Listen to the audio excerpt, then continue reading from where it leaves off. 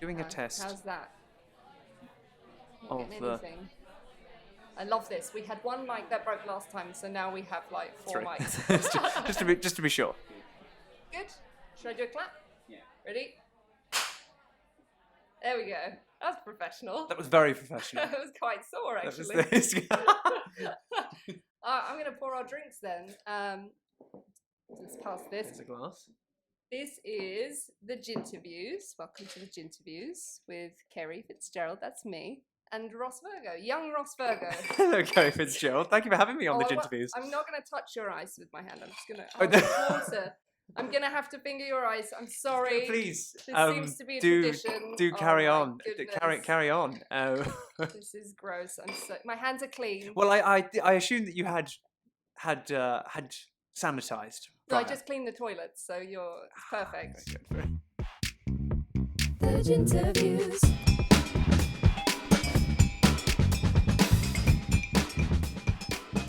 And today we are drinking Smidgin by Adnams, who make Ghost Ship, I think. You know, the ale. I know Ghost Ship. Yes, I do.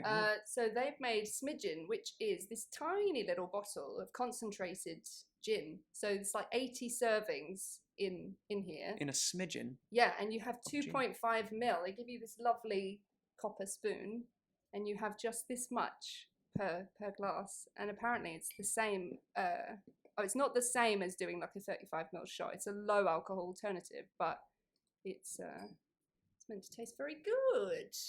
Would anybody like to double dip with the? Well, that one was quite strong. That's not going to be mine. So. There we go.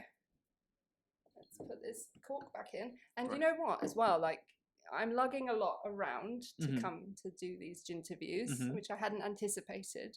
And carrying bottles of gin is actually quite heavy. And so this was delightful, just popping this in the top of the backpack. So it's travel size, is what you're saying. It's basically travel size, exactly. Cheers. Cheers. Thank you for having me on. Yes, I'm very excited. Cheers, Ed. Cheers. Cheers, camera. People at the end of the camera. Hello. Ooh. It tastes just like a full-strength normal gin and tonic. I don't... Now, full disclaimer, Kerry. You don't like gin? I don't normally enjoy gin-based drinks, but that is actually genuinely very enjoyable. So... Genuinely? Genuinely. Would you say genuinely enjoyable? Genuinely, yeah, absolutely. Genuinely enjoyable. It's refreshing. It's refreshing. It's quenching. I need this today, honestly. I've been running around in the heat with the backpack. It's just like... Very muggy day. Very muggy day. So muggy. Deceptively muggy. Deceptively muggy. That's the byline for London, really, at the moment. It's just deceptively muggy and miserable. So visit London in your summer. So, Ross Virgo. Kerry Fitzgerald. Say your name again. Welcome. Thank you for giving us your time, because you're very busy at the minute. Booked up until about next year, I saw. Yeah. In The Play That Goes Wrong. In The Play That Goes Wrong. In the Duchess Theatre. Duchess Theatre. Yes, I remembered Absolutely. the theatre. Yeah, Duchess Theatre. Just opposite Mamma Mia. Yes, and near the Lion King? Very near the Lion King. Yeah, just over the road from the Lion King. Right in the heart of Theatreland. Exactly. It's very exciting. How long have you been in that now? Because you did understudy stuff, didn't you? With I did. A few other Mischief productions. Yeah, I understudied in the comedy about bank robbery, and I was in that up until the very last performance before everything shut for COVID. I was in the last ever performance of comedy about a bank robbery that ever happened in the UK, which is a sort of odd claim. Oh my God. But it was a very strange time, because obviously the audience numbers started to dwindle, and by the end, it was at the end of the show, we were applauding the audience for just like being with us. Thanks for coming out. We know like it's really one scary. Guy, but one just anti-vaxxer person at the back. But and since then, I haven't worked with them again. I've auditioned for them a couple of times, but this is my first time back with them. And yeah, I play Max, who, for those that don't know, for anyone listening or watching who doesn't know the show, the premise is an amateur dramatic drama society from fictional Cornley Polytechnic University. They are putting on a murder mystery, the murder at Havisham Manor. So I play Max, that's the name of the character in the drama society, and he plays Cecil Havisham in the murder at Havisham Manor. And how have you found going from being an understudy to being lead cast? It's been a really enlightening learning curve, actually, in a way that I didn't expect. Because when you're an understudy, especially on a mischief show, I mean, they're there for with a good reason. Like, they go on a heck of a lot, and that I got to play. In that experience, I got to play parts that I never would have played normally. Never would have got cast or seen for normally, and that was a fantastic learning curve, and it encourages you to look at the show from different perspectives, and you really get a very intimate exploration of the show and the characters and how everything fits together. Whereas now I've got the opposite experience of having one very, very, very specific experience of the show. And I mean, there's parts of the stage that I don't ever visit. There's a whole upper level that I never have to go onto, and it makes me really sad because I feel like, oh God, there's so much more potential for comedy. But no, I get to do the whole show on the ground, mostly on the ground. Spoilers. But it's been wonderful because you start to gather, at the risk of making it sound very clinical, you start to gather data. Like, we've done over 100 shows now, and I've got to the stage where I know, okay, if I inflect this way on this word, I can get a laugh at the end of this line. Wow. And if I try it the other way, I know it won't. And it's really, really precise. That's the big takeaway from it, is the precision required to make it work. And I guess that's the reason it's lasted so long. But that must be really hard to have that exact precision. Like, on this line, I always go up, and that's going to get a laugh. But then to make that look totally accidental or improvised, like, that's huge amount of skill. Well, thank you very much, Kerry. Thank you. Yeah, I will always try. It's something I heard another actor say once. Like, try something 3 times. Always try something 3 times. If you're going to make a new decision, try something 3 times, and then you can make a call as to whether you think it's a successful choice or perhaps an unsuccessful choice, or a less effective choice, I should say. So it's still a show that very much they encourage you, the original Mischief team and the producers and the creatives, they still encourage the new casts to bring their own flavour to it and always try new things, make new discoveries. But the role that Amy Milburn has, our assistant director. Love this. The gin's already going to the mouth. Yeah. It happens. Well, it's because I was thinking that I think Amy's name is Amy Milburn, but then she had just got married, so maybe it's Amy Marchant now, or she was Marchant, or now Milburn, or Milburn Marchant. She might have changed her name entirely. She might. Amy M. She's definitely an M. Amy M, who is our resident director. She will often come in and just remind us gently if we are perhaps becoming indulgent in something that doesn't necessarily serve the story that we're telling. And that's not as a put down. It's very much to serve the story. It's funny enough. I remember when Jonathan Sayre came in to talk to us. He's one of the original writers, as you will know. Creators. One of the original creators, yeah. He said there'll come a point when you'll want to add silly walks and do funny voices. You don't need to. It will look after itself. Don't touch my work. Yeah, we're pretty confident this works now. It's fine. Don't think you're bigger than the show. And improvise on top of what is already perfect. Yeah. I'm guessing that's what he said word for word. Is that? Yeah, I wouldn't want to misquote Jonathan, just in case he's listening, but it was something like that, I think. Jonathan is lovely, and I'm joking. He's a wonderful, wonderful man. Sorry, John. Yeah, it's a complete pleasure to be a part of, though. It's a real gem in the crown of the West End. I think it's the longest. I think now it's officially the longest running comedy. No way. I think so. Yeah, I think it's the longest running comedy. I guess it's quite niche, isn't it? Because comedy is not really the main thing in the West End. It's normally musical theatre or whatever. Wow. Technically the longest running comedy. I think so. Yeah, and probably the longest running play at the Duchess as well. I think it's 9 years because they're going into their 10th year.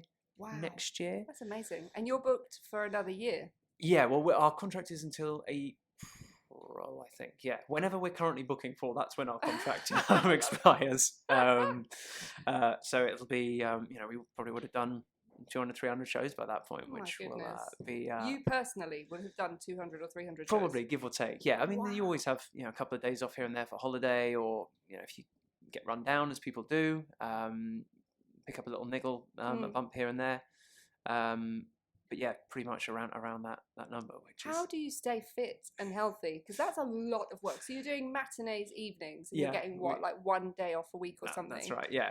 It's Olympic level acting. When you have a contract that is that long, it's quite rare as well. Yeah, it's certainly demanding. I wouldn't want to compare myself to Usain Bolt, but I will. But I mean, we do have a lot of similarities. I could eat as many chicken nuggets as he purports to have eaten. So, But yeah, we have the Monday off, and we do Tuesday, Wednesday, Thursday, Friday evening, doubles on Saturday and doubles on Sunday as well. So by Sunday night, it's very much a little bit of a hysterical show. Like we're okay. What happens next? Yeah, okay, that's me. Yeah. Then it's you, and then Do you ever get lost? Because even doing Edinburgh for a month, sometimes you're in the middle of a show and you're like, have we already done that scene? Yeah. Or shit, is that coming up? Like, I can't remember. Yeah, Like, that yeah. must be like that, but times 1,000. It occasionally, and because there are things in the show that go wrong, there are moments like that that are planned, and then you Yeah. end up sort of second guessing yourself and going, "Well, have I actually gone wrong, or is this as it should be?" Or Oh my God, that sounds like a bit of a nightmare. it's A bit terrifying. is a demanding show. It's what I've been saying to a lot of friends who have been asking me about it is, must be having an incredible time, and I'm having a wonderful time, and I'm so grateful. Equally, it is incredibly hard work, and that much was made very clear in the audition process. You asked just a minute ago about how we keep fit. There is like an on-show physio who works with us. Production Physiotherapy is the name of the company, and they met us in our audition. I personally, I think I was seen 8 times for this show. Like I had 8 rounds. No Yeah, way. yeah. It was the most intense audition process I've ever had. 8? Yeah, it was wild. Oh my! Because normally, I mean, if people aren't actors, they might not know if that's normal or not. But normally, you have maybe 2 or 3 is a lot. Like Yeah. 8, that's very thorough. Yeah, Because of the physical stuff. exactly. Yeah, Right. I think they with this new cast, they explained to us we want to be thorough because we want to ensure that the people that we cast can do the job. And that's not to sort of put people down if we feel like they can't do the job. It's just we need it to be safe. We need it to be repeatable, not just for you but for others. Like if you have to stand in a specific place so that someone else doesn't get hurt, or you're picking someone up or holding someone, supporting someone's weight, they want to make sure that you can do it. So we had some rounds with the text, and then we had some rounds that were improving and clown games. Then we did stunt calls where we did some of the stunts in the show, like sort of very like bare bones level stunts.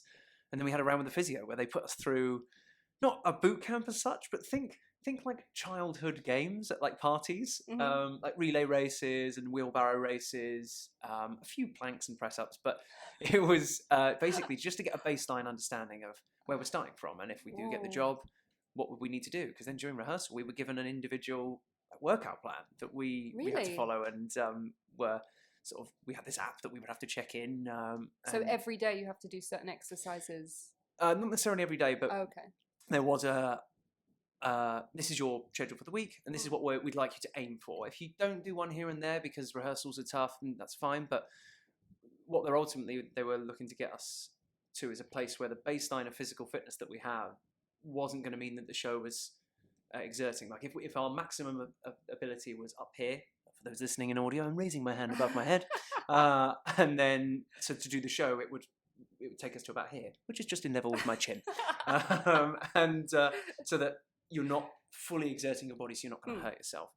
Now, I have to say that once I started the show, swiftly then it was a case of do the show, go to bed, do the show, go to bed, Really? because I was just needing to recover. But now we're well into it now, and it's leveled out, and I am finding that I'm able to, go to the gym again here and there just to keep up that level of general fitness, so that we can keep it safe and we can keep it enjoyable for everyone who comes to watch. Oh my gosh. It's a very long answer. I'll give shorter answers in No, I future. love that. I'm just checking that we're definitely recording, because my brain, the little alarm went off like, let me check the mics. It's always good to check. Yeah, definitely. This is looks like fabulous we fun. I'm are. just going to do some audio soundscaping. Some ASMR. I think that's what they call it, isn't it? Where it's like the- close-ups of people chewing and drinking. Is it a bit saucy? I think it's a bit kinky. I think there's a group, saucy or kinky. the group of people who find that arousing. I personally find it infuriating. Okay. Not so much the ice clinking, but if it was a chewing kind of scenario, no, Too much. Yeah. no. I will try and not do that. It brings out the adrenaline and the rage. Okay. No, now I'm trying not to move my mouth at all. Move your mouth, go crazy. You're not. Well, I mean, within reason. Yeah. On the show, I was going to ask: has anything gone wrong during the goes wrong? That is. What on earth could possibly go like wrong in a show audience. like that, Kerry? I have no idea what you'd be talking about. Nothing goes wrong. Because if somebody even like collapsed, the audience would be laughing for so long, it would be quite alarming. But has something happened, like a door's fallen, or and actually, shit, that wasn't meant to happen yet? We've never, in my tenure, there's never been anything major. I mean, the show is so intricately rehearsed now. The risk assessment is 264 pages long. It's a massive folder like that thing, which is crazy. Which I read the whole thing. I didn't realize there was a way that you could just read the bits that are only relevant to you. There's a whole color coded index. I didn't get that memo, so I sat. Someone asked, "Has anyone got the risk assessment folder? It's meant to be going around everyone." And I said, "Yeah, I'm still reading it. Like, why is no one else taking this long?" So that's on me. That's the idiot tax for me. But no, that's like being thorough. I like that. Thorough, thorough or silly, but yeah. So it's incredibly well rehearsed and very precise and choreographed. And a lot of that has come from previous things that have happened in the show's development. But there are a bunch of contingencies that we also rehearse, and there is another folder for that, of if this doesn't happen, then we do this instead. Or if this doesn't happen, then this is the alternative that we can offer. This sounds utterly terrifying. So yeah, there's a bunch of different God. versions of the show in my head that sort of go, okay, if we do that, then that will mean that will later on mean that we'll be doing this, or at the interval we'll have to change this, or fortunately how do you get okay with that as a performer? Because that sounds like you would be sweating and in the toilet a lot before you go in to do the show, because how many people fit in that space? 1,000? It's 500 odd. 500. Yeah, it's that's a lot of people though. It's quite hard. To be working on the fly, like okay, we're doing this other track because that thing didn't happen. I mean, that's a lot. I'll add that like some of the contingencies are like there's a couple of pyros in the show, which is not a spoiler because you can see that as you go into the theatre. There's a warning about that. But if that doesn't go off, then that means an explosion for anybody who doesn't know this. Yes. Pyro, not pirates. Not pirates. No, there are some pirates. There's not pirates in the show. I wish there were. But for that, if you want pirates, you can go and watch Peter Pan Goes Wrong, that is coming for a stint in the West End and a UK tour later on this year. And was just on Broadway. And was just done on very well. Broadway. Very, very good. Very good. I had Neil Patrick Harris in it, and Ellie Kempner did a guest spot. Yeah, are they? I know this isn't your show at all. That's right. But as a representative of Mischief today, who is coming over with the? Who's the celeb? Do we know yet? I believe it will be secret? I think it's a sort of brand new cast. I think. But are they going to have like the one that I honestly don't know. The reader or the narrator? I don't know about the narrator. You're going to have to book tickets to find out. You will. I genuinely don't know. Sorry, you did ask me a question. I know, and I've forgotten it as well. The contingency thing. Yes. So there's little things like if if a little pyrotechnic doesn't go off, then we do this instead, or if something falls on top of this thing, then someone is responsible, like in the contingency book, to keep their eyes on that. Ooh. And if it's potentially going to be a problem, then you move that out of the way.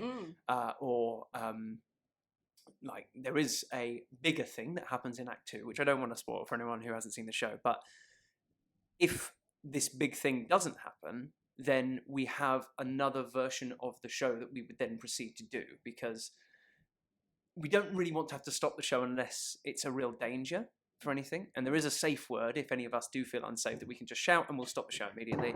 That's good to know. Gosh, I'm on that as if by magic something just fell above us. We're in a working pub here. Very much a working pub in the hive of London, in miserable muggy London. It's the Old Crown. I should give them a shout out. Absolutely, it's fantastic of them to give us this karaoke room, which looks like it would be great fun. There's lighting. People. There is a dumb waiter. Yes, there's a disco ball. Which is not a Harold Pinter shout out, we should say. It's actually a dumb waiter, like a serving hatch. Yes. We were busy talking about the safe words. The safe word, yes. So you have a safe word that you will call if you don't feel safe for whatever reason. To date, in our cast, no one's needed to use it. Everything's gone very well, touch wood, which is lovely. I'm doing that with you. Yeah, just touching all the wood, but there are equally spaces where in the script it says vamp, and you're encouraged to play, and you're encouraged to improvise and see what the audience give you. So things might change in a great way. Equally, something may go wrong, or for real, that does give you an absolute golden moment of creativity where. It's the same as every show. Little props are forgotten occasionally. people mishear lines or people fluff their lines. Like that happens. Everyone's human. But you're adding like a little extra layer of safety in this show because no one necessarily knows, unless you're a real fan, what's meant to go wrong and what's not. So we had a moment the other day, which I'm sure he won't mind me saying. One of our wonderful understudies, Elliot Goodhill, who is fabulous, he was playing, he was covering Robert in the show, who is quite a bombastic, high status clown, takes it very seriously. And he's meant to reach into a character's pocket and find a letter, a mysterious letter. The letter, for whatever reason, wasn't in this character's pocket.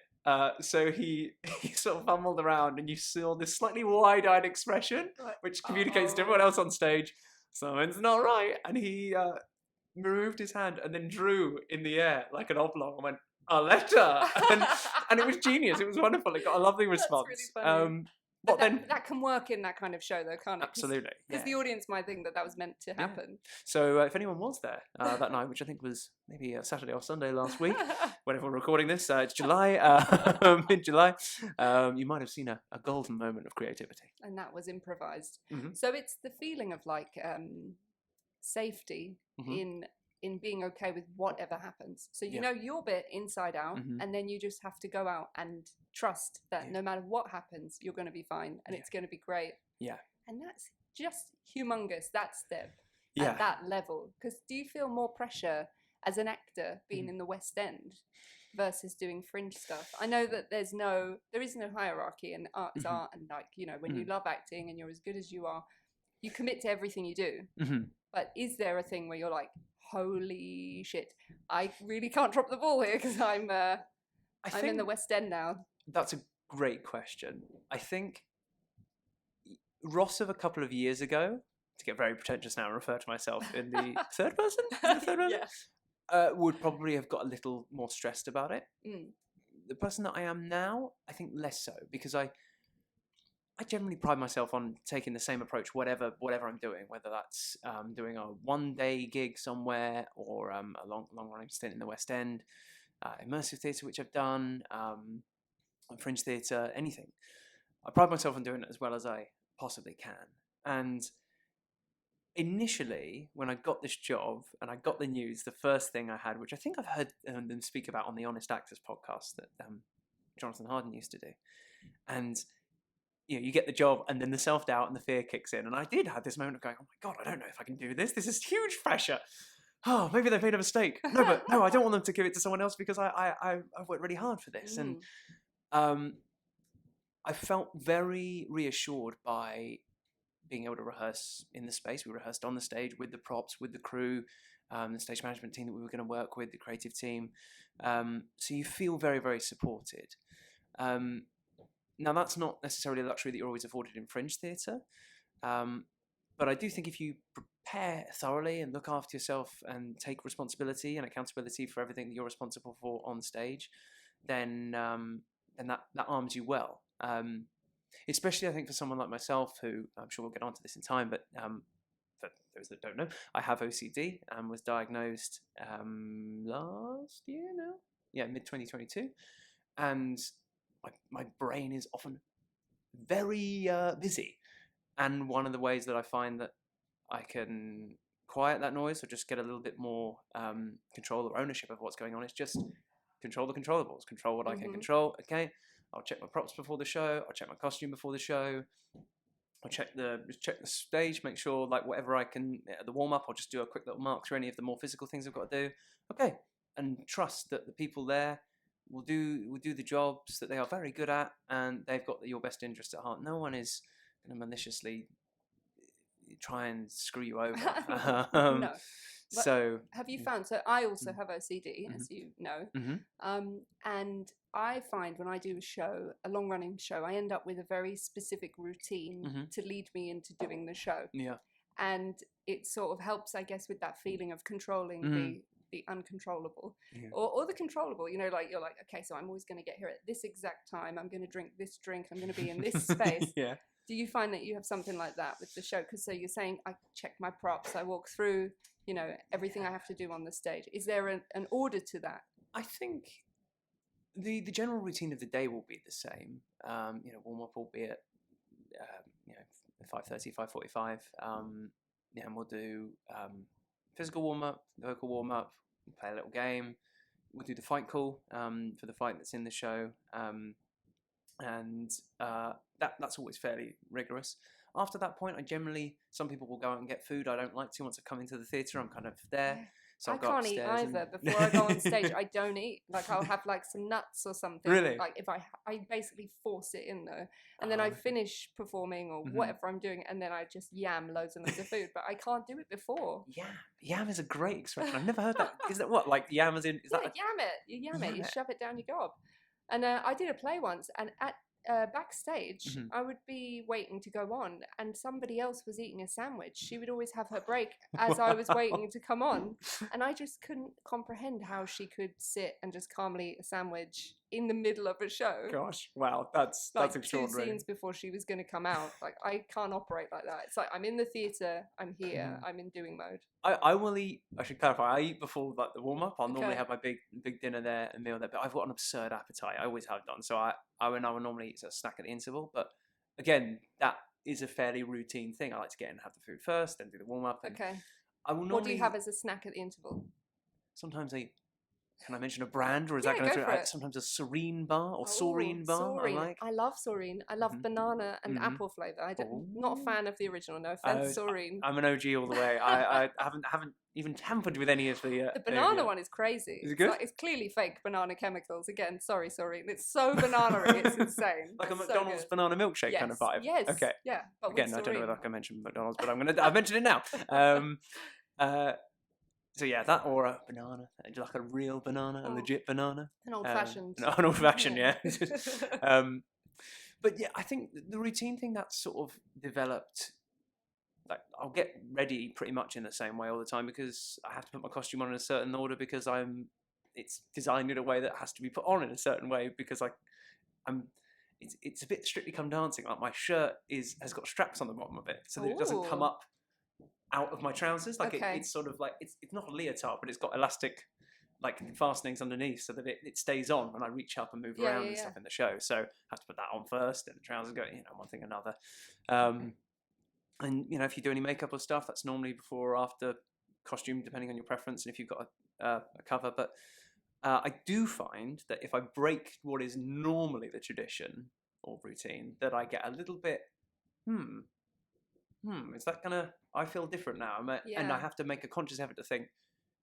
It doesn't matter. It's not going to impact anything on stage, and that I think is, that's with the presence of mind that I've got now, and the work that I've done in counselling and CBT and that kind of thing. It's just taken a beat to say this is going to be fine. Because with the magical thinking, what can happen is with the OCD is you think I've broken the pattern, so now the show is going to fail. Yeah. Because I've not done it. But I think people can relate to that because there's lots of people who like wear their favourite shirt for a football game and they presume that the team is going to win because they're wearing their favourite shirt.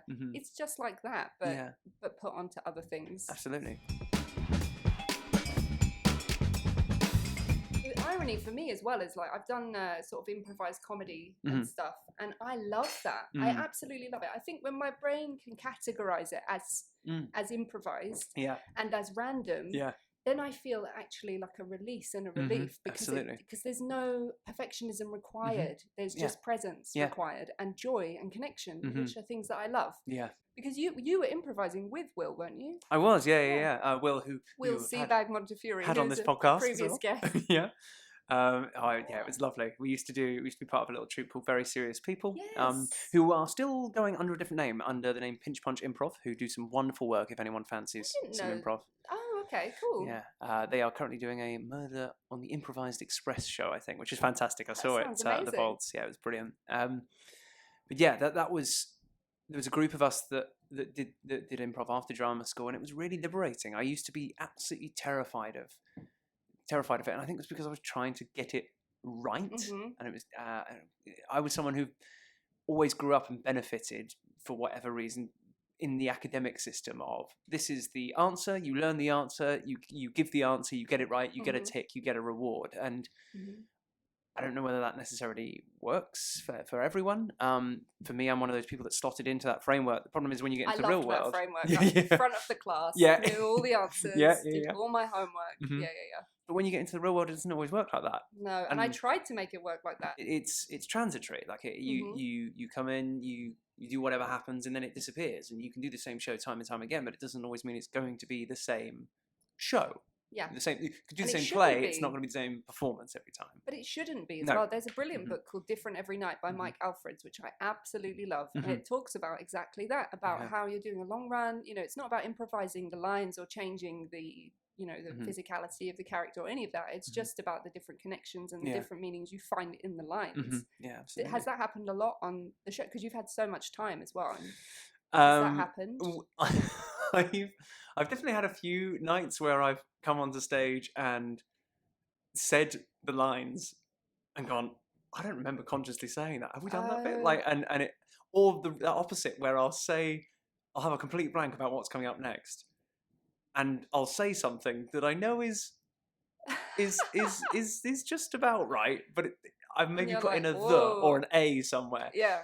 But I think one thing that I personally will try and do to keep things different every night, I have always done, like just going back to the script, have another read of the script. Mhm. Oh, I forgot that's what the stage direction says there. Mm-hmm. Because you get so caught up in the world of the play that you sort of forget Yeah. what the original intention that's written is. Yeah.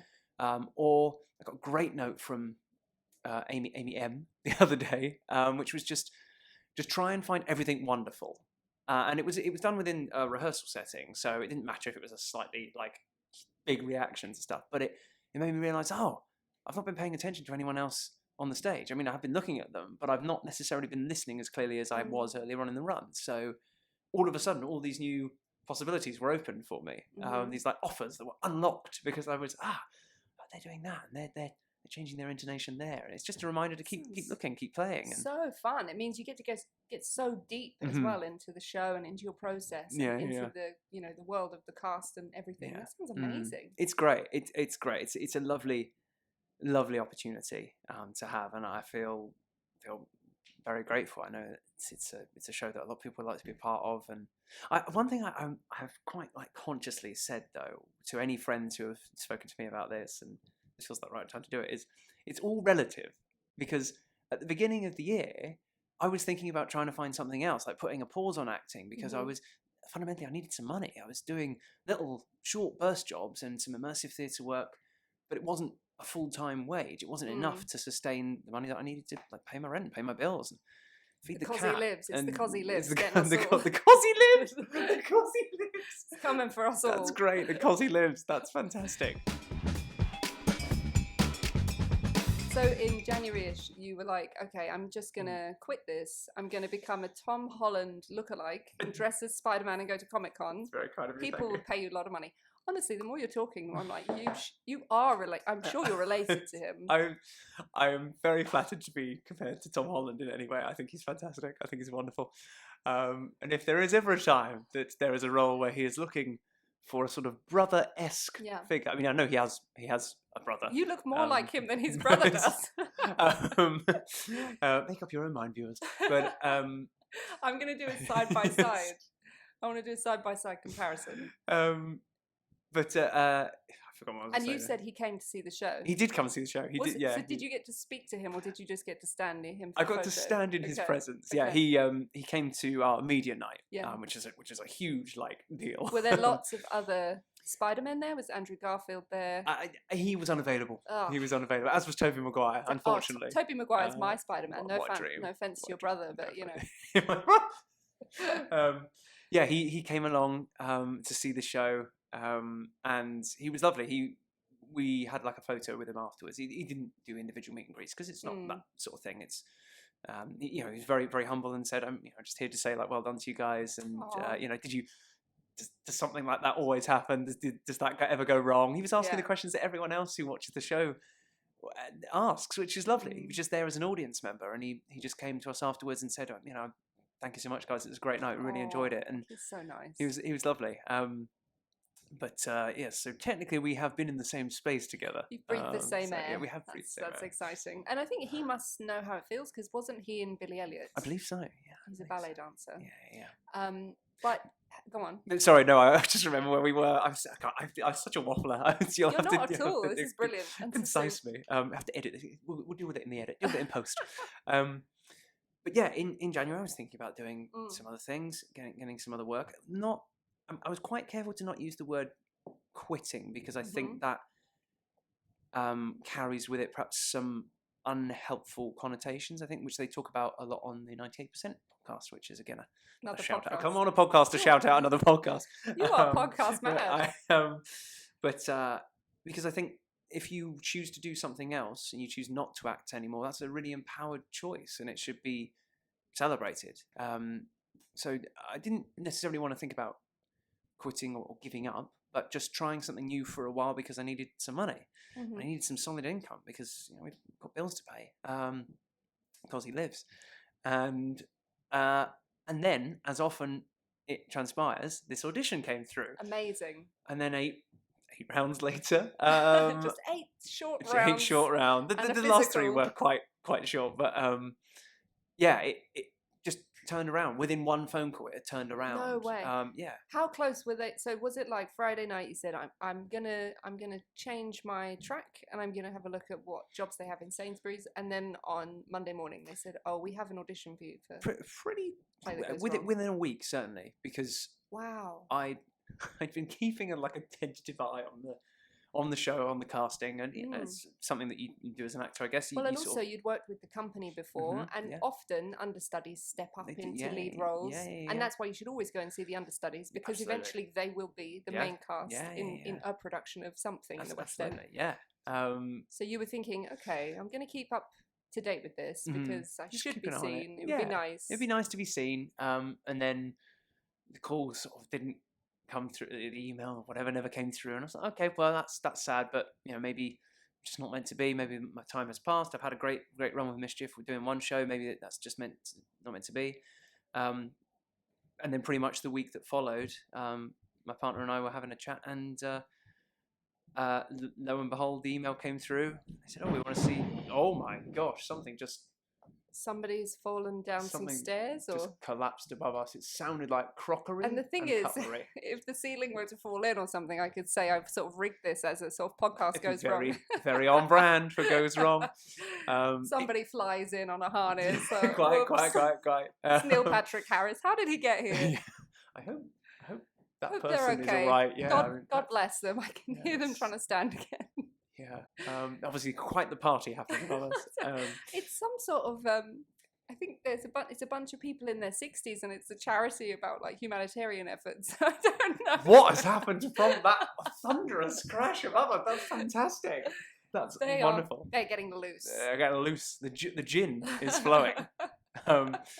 But yeah, and then got the job, and that's awesome. That's what I've been talking a lot about this recently, about how sometimes just when you need something, the thing comes along. How dangerous is that for you, though? Because I find the whole manifesting and, like the universe and the secret, when you have OCD and magical thinking tendencies anyway, can it feel a little bit like thought police? Like, oh, slightly. If I don't have good thoughts and put good energy out, then I'm going to get bad energy back. And it's like, oh, your fault. You're spot on, yeah. That's something I really can relate to, and have had to calibrate a little and be conscious of thinking, well, I think it's good to have positive and an optimistic mindset, I think I would say, and I make the distinction between optimism and positivity. Generally speaking, I'll borrow I love the work of Simon Sinek. If anyone wants to investigate that further, I think he's fantastic. Oh, that guy who I know who you're talking about. Yeah. He does a lot of podcasts. He does a lot of podcasts. He talks a lot about vulnerability and connection. And in terms of the business world, though, I think. Yeah. Right? One of the distinctions he makes about optimism is the belief that it will be all right in the end, rather than just sort of blindly thinking everything's fine. Sometimes it's not, and sometimes part of the journey is to get stuck in the mud with a friend, with a situation, and believe that at the end it's going to be all right, and that there will be this too shall pass. That expression that goes around. So I think to try and as far as the OCD experience goes, to try and relinquish some of. I found that with the counselling that I was going through, that there was a lot of talk about relieving the responsibility and letting the guilt go. It's all about responsibility. Basically, you feel an overinflated sense of responsibility for things that you have no control over whatsoever. Other people's safety, the environment around you, stuff that you feel if you don't do the action or the thought, somehow you're affecting it. So you're releasing the responsibility. And it's quite freeing, isn't it? It is. Oh, it's great. Oh my God. Great. Do you know what? When I started practicing that, do you know what would go through my head? And you might not know this reference, but there's a Tom Jones song called I'm Not Responsible. I don't know that. Oh, it's brilliant. It goes, I'm not responsible, not responsible. And, how does it go, sorry? You've got to listen to it. I will. Firstly, it's an absolute banger. Okay. But it's quite a nice mantra to have in your head. When you start to feel the worry and you think, God, have I touched wood about that? And then you just hear, I'm not responsible. Yeah, it's all good. Just do a little shimmy and just walk off. I'm not responsible. Not responsible. But then if you do live with OCD, it's not unusual. Oh, there we go. To have those thoughts. What we're learning is that Tom Jones has OCD. Maybe. I don't know whether we can make that claim, but maybe he does. Maybe he doesn't. I don't know. I feel he's some sort of guru, or like maybe. Me and my brother, we like to pray to Noel Edmonds. And then I showed my son some Mr. Blobby and some Noel's house party, and that was wild. Yeah, I imagine looking back on that now, it must feel a little it's so weird. It's like watching something on mushrooms. I was watching it with Elliot, like, oh my God, what is going on? And Blobby is crazy. Blobby, he's quite scary. Yeah, some of those shows from back in the day were a little bit unhinged. I mean, this episode of Noel's house party that I watched was just a bunch of people turning up at his door, all the women trying to make out with him, like really famous. With Mr. Blobby or Noel Edmonds? Noel Edmonds. Okay. Mr. Blobby, he's got his own sex life backstage. we all know. But yeah, it was just really weird thinking this was prime time, Saturday night. It was, a brilliant experience that I wish would come back. Well, quite. It's not quite Saturday night takeaway, is it? It's not... I'd be happy to don the Blobby suit and fall down some stairs. Yeah. Yeah. Okay, is that a pitch for work? Are you putting that out? Yes. Yeah. Okay, so Kerry Fitzgerald is available She'll do anything for money. Blobbying. Or gin. Blobbying or gin, or both. Although I think the Blobby guy was probably very serious. And sober, and in my head, I'd like to imagine it's quite angry. Yeah, it's quite method. Yeah, like it's getting into the costume and living in it for months. And it takes him hours to prepare to be Blobby, because that's quite a role. You know, he had a hit single, he had a whole music video. You don't? I guess you're a couple of years younger than me. I didn't know about the Blobby single. Blobby, who's Mr. Blobby? I've never heard this before. I feel like I am learning a lot. Yeah, it was intense. And the video was just him like at a school, I think. I just remember loads of school kids sort of skipping around him singing the chorus. That was a post-Blair, pre-Iraq war sort of what a marker for those two very time. So it was between 1997 and 2001 when we went wild. The greatest we've ever been. It got bit by the millennium bug. It was a real thing. It was out there. And if you got bit, that's when you started. That was it. Seeing Blobby do his thing. I feel like he was Christmas #1, maybe. Of course, I wouldn't be surprised at all. If was he? We have to check this. Yeah, we can't be spreading lies. We gotta. Was Mr. Blobby's song Christmas #1, and it must have been I would say 97 or 8. Yeah, I mean, I wouldn't put it past us as a people's to have done that in the 90s. The people can speak. I mean, there was that time when they voted for thingy, and I wasn't going to say that, but they voted for the song that wasn't the X Factor song that Christmas. Oh yeah, they've done that a few years. Rage Against the Machine. That's it. Yeah. People he was #1. 1993. 93! Oh my God. No wonder you don't remember. That was when were you born? 92. So I was but a babe in arms. He denied Take That #1 at Christmas. He beat Take That. They had Babe. Babe, I don't even know that Take That song because Blobby so thoroughly trounced them. Clearly. They were thoroughly blobbied. Gosh. So much so no one knows the record. Wow, 93. So I was very small to remember this, but I definitely remember being really into. I think I've just dribbled on myself. All I things apologise. blobby. That's how embarrassing. Right. Yes, that's been a real segue. I forget what we were talking about before. I think I shoehorned in some reference to Noel Edmonds. I see him as a sort of quasi. He's really into The Secret and manifesting, so it became a running joke. So that's how it was linked in my brain. Okay, sure. Me and my brother make this running joke where he's some sort of.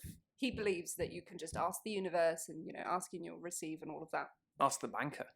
Ask the banker. Ask your bank. If you have that much money. Yeah, that is a Deal or No Deal reference for anyone who's wondering. Yeah. That's not just me plugging NatWest or anything like that.